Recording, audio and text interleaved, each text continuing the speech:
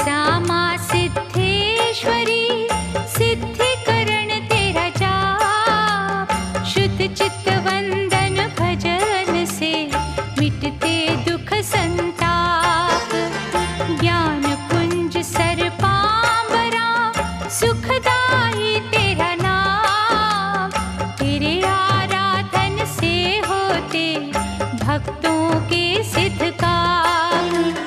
जरत्कार महायोगिनी योग का दो उपदेश हर ले क्षण में जो मैया दुख भय कष्ट कलेश अपनी दिव्य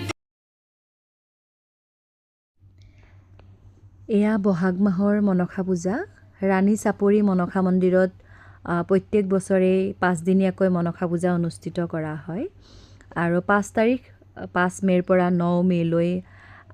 5 দিনীয়া মনসা পূজা হয় যিহেতু আজি আমি সেৱা জনালোঁ আজি শেষৰ দিন মাৰ চৰণত সেৱা জনালোঁ আহি থকা দিনবোৰ সকলোৰে মাজতে